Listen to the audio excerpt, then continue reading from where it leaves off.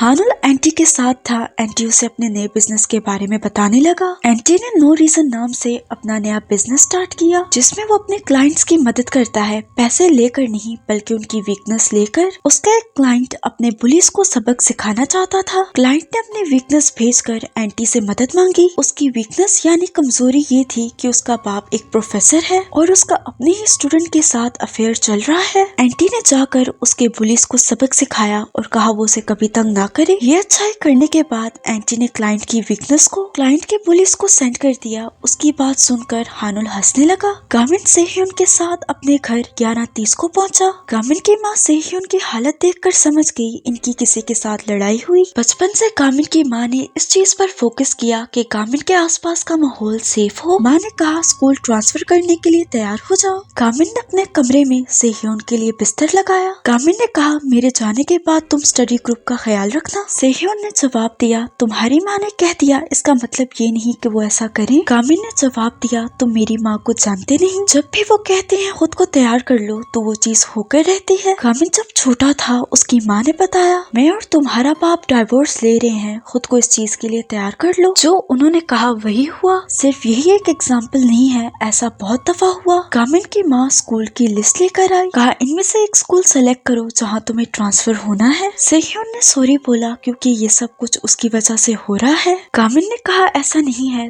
दोनों सोने के लिए जमीन पर लेटे। गामिन सेह्योन को बेड पर सुलाना चाहता था, लेकिन सेह्योन कभी बेड पर सोया ही नहीं, इसलिए उसे बेड अनकंफर्टेबल लगते हैं। यहाँ सेह्योन को ये भी पता चला मिस ए गामिन की ट्यूटर रह चुकी है। सेह्योन ने पूछा उसकी माँ को ग्रेड से फर्क नहीं पड़ता तो वो पढ़ाई में इतना इंटरेस्टेड क्यों है। गामिन को याद आया जब वो छोटा था तब मीडिया उससे पूछने लगी तुम्हारे बाप ने इतनी बड़ी अचीवमेंट हासिल की, क्या तुम उनके नक्शे कदम पर चलोगे। इस बीच वो अपनी गंदी टेस्ट शीट छुपा रहा था। एक दिन गामिन ने अपनी माँ को बाप के साथ बात करते हुए सुना। माँ कह रही थी गामिन को झूठी उम्मीदों पर मत लगाओ। इससे गामिन को पता चला माँ को उससे उम्मीद नहीं है। गामिन ने सेह्योन से कहा ये चीज बहुत दुख देती है जब लोगों को आपसे उम्मीद ना हो। सेह्योन उसकी बात से रिलेट कर पाया क्योंकि सेह्योन के बाप को भी उससे कोई उम्मीद नहीं। गामिन ने कहा आज वो उसे बचाने आया, इस बात का उसे कोई पछतावा नहीं। सेह्योन ने उसका शुक्रिया अदा किया। सुबह स्कूल में गामिन की माँ प्रिंसिपल के ऑफिस में थी। सारे ग्रुप मेंबर गामिन को लेकर टेंशन में थे।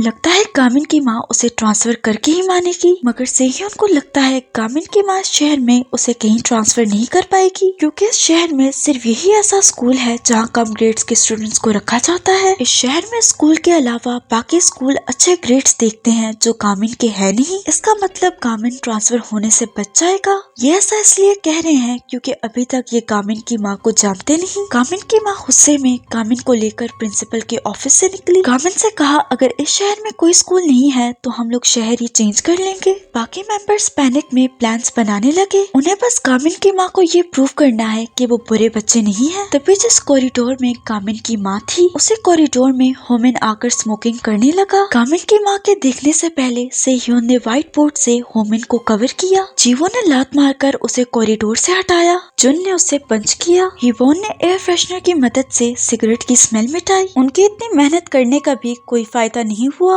गामिन की माँ टूटी हुई खिड़कियाँ देखकर समझ गई लड़ाई की वजह से ये खिड़कियाँ टूटी हैं। जमीन पर फूकी हुई सिगरेट्स पड़ी हैं, इसका मतलब यहाँ पर स्मोकिंग भी होती है। इतना सब होने के बावजूद यहाँ के टीचर स्टूडेंट्स को नहीं रोकते। अब तो गामिन का ट्रांसफर पक्का था। सब मिस ई के आने का इंतजार कर रहे थे। वही अब गामिन की माँ को रोक सकती है क्योंकि वो गामिन की माँ को बहुत अच्छी तरह से जानती है। मिस ई जब तक स्कूल नहीं आती इन्हें गामिन की माँ को रोके रखना था। हिवोन गामिन की माँ को सेह्योन के बारे में बताने लगी। कहा ये बहुत अच्छा पढ़ता है, ये हमारे स्कूल का सेकंड पोजीशन होल्डर है, ये मुश्किल क्वेश्चंस को भी आसानी से समझा लेता है। गामिन की माँ ने कहा इस बात का ट्रांसफर होने से क्या ताल्लुक, मुझे ग्रेड से फर्क नहीं पड़ता। जुन आगे आकर कहने लगा उन्हें गामिन की जरूरत है। मैंने इससे बहुत कुछ सीखा जिससे मैं स्कूल का स्ट्रॉन्गेस्ट आदमी बन गया। जीवो ने जल्दी से उसका मुंह बंद करके पीछे किया। गामिन की माँ जाने लगी। उसे रोकने के लिए हिवोन ने कहा सच बताऊं तो मेरे पेट में गामिन का वक्त पर अपना मुंह बंद कर लिया,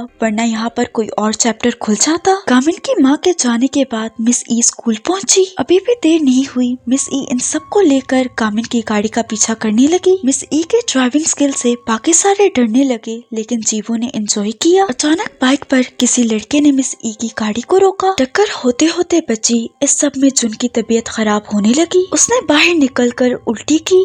रास्ता रोकने वाला तेहो था, वही जिसने 3rd फ्लोर से कामिन से पंच रिसीव किया। ये अपने साथ और लड़कों को भी लेकर आया। वो नहीं चाहता ये लोग कामिन को रोके। कामिन के जाने के बाद ये फिर से स्कूल का नंबर 1 फाइटर बन जाएगा। जुन उसे चढ़ाते हुए कहने लगा, तुम कामिन से सही से लड़ नहीं सकते, इसलिए उसके जाने का इंतजार कर रहे हो। तेहो ने उसे गाली देते हुए कहा, वो इसलिए क्योंकि कामिन के पास इनह्यूमन एबिलिटीज है। यहाँ इनमें फाइट स्टार्ट हुई। मिस ई गाड़ी से निकलने लगी। जीवो ने उसे गाड़ी में बैठने का बोला और खुद बाहर निकली। वो भी उन सबके साथ लड़ने लगी। उसकी और जुन की क्या ही बात थी। दोनों ने मिलकर सबको हराया। अब सिर्फ तेहो बचा था। जुन ने जीवो से कहा वो गाड़ी में बैठकर कामिन का पीछा करें। तेहो को वो खुद संभाल लेगा। जीवो ने कहा, अगर दोबारा मार खाई तो मैं तुम्हें खुद जान से मारूंगी। यहाँ हमें फ्लैशबैक दिखाया गया। कामिन ने जुन से पूछा, आखिर वो फाइटिंग में इतना इंटरेस्टेड क्यों है? जुन ने बताया, वो बस अपने एक पुराने दोस्त से मिलना चाहता है। कामिन उसे फाइटिंग सिखाने के लिए मान गया। कामिन ने उसे अंकल की फॉरबिडन टेक्निक्स की लिस्ट दिखाई। वो उसे सेल्फ डिफेंस के लिए सिर्फ एक ही टेक्निक सिखाएगा। उसने जुन को इसमें से कोई एक टेक्निक चुनने का बोला। जुन ने चुनी बिग बॉस ड्रैगन किक। जुन ने तेहो पर उसी टेक्निक का इस्तेमाल करना चाहा, लेकिन वो पूरी तरह फेल हुआ। कामिन की माँ किराए का घर लेने के लिए एक ऑफिस में आई। पीछा करते हुए स्टडी ग्रुप के मेंबर्स भी पहुंचे। सबसे पहले हीवॉन ने क्लैरिफाई किया वो कामिन के बच्चे की मां नहीं बनने वाली। सेह्योन ने रिक्वेस्ट की वो कामिन को ट्रांसफर ना करे। मिस ई भी आई। अब जाकर कामिन की मां को पता चला मिस ई उसकी क्लास टीचर है। वो मिस ई से मिलकर खुश तो हुई, लेकिन अपना फैसला नहीं बदला। मिस ई ने कामिन की मां को याद दिलाया, आपने मुझसे कहा मैं नाइंसाफी से लड़ूं और चीजों को बदलूं। यहाँ हमें फ्लैशबैक दिखाया गया। उस टीचर का फ्यूनरल था जिसने हानुल के खिलाफ कंप्लेन की थी। नाम है मिस वू। मिस ई उसी फ्यूनरल में थी। वो काफी उदास थी। कामिन की माँ ने कहा, आज तुम्हारा टीचर सर्टिफिकेशन एग्जाम का इंटरव्यू है। क्या तुम ऐसे ही हार मान लोगी? तुम मिस वू की तरह एक अच्छी टीचर बनो। उसकी यही बात सुनकर मिस ई यूसुंग टेक्निकल हाई स्कूल में आई। मिस ई ने कहा, आपकी बात सच है कि यूसुंग टेक्निकल हाई स्कूल अच्छा नहीं, लेकिन कामिन और उसके दोस्तों ने मिलकर खुद से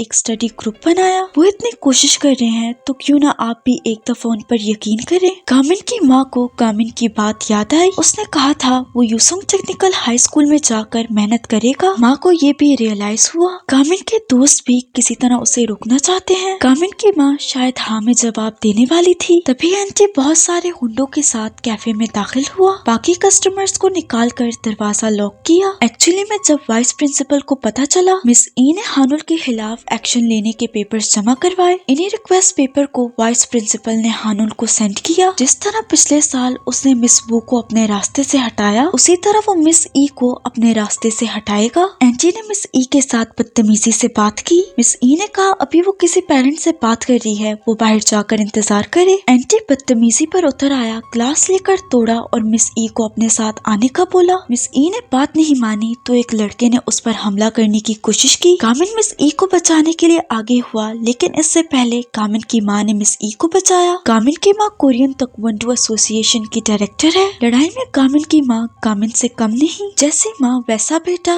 दोनों लड़ाई करने लगे। जीवो भी उनका साथ देने लगी। सेह्योन और हीवॉन को लड़ना तो नहीं आता, फिर भी वो अपनी पूरी कोशिश कर रहे थे। मिस ई ने पुलिस को कॉल करने की कोशिश की। एंटी ने एयर गन से मिस ई पर हमला किया, वो बाल बाल बच गई। फिर से मिस ई को शूट करने की कोशिश की। इस बार कामिन की माँ ने उसे बचा लिया, मगर इस सब में कामिन की माँ के सर पर बहुत बुरी चोट आई। वो बेहोश हुई। उसके सर से बहुत सारा खून निकला। कामिन की माँ को हॉस्पिटल में एडमिट किया गया। हॉस्पिटल में गुनयूब कामिन से मिला। बताया हमला करवाने वाला हानुल ही होगा, क्योंकि मिस ई ने उसके खिलाफ एक्शन लेने की कोशिश की। सुबह होते ही कामिन स्कूल के रूफटॉप पर पहुंचा। हानुल को देखते ही उस पर हमला करने की कोशिश की, पर उसके बॉडीगार्ड्स ने रोक लिया। अनाउंसमेंट हुई, सारे स्टूडेंट्स को हॉल में बुलाया गया। हानुल कामिन को पीटने का ऑर्डर देकर चला गया। लड़ाई शुरू हुई। कामिन को गुनयूब की बात याद आई। हानुल के गार्ड्स में से ब्लॉन्ड बालों वाला सबसे ज्यादा स्ट्रॉन्ग है, और ये भी बताया कौन सी टेक्निक यूज करके वो फाइट करते हैं। लड़ाई के दौरान जब गार्ड्स कामिन पर भारी पड़ने लगे, कामिन ने अंकल की फॉरबिडन टेक्निक्स यूज करना शुरू की,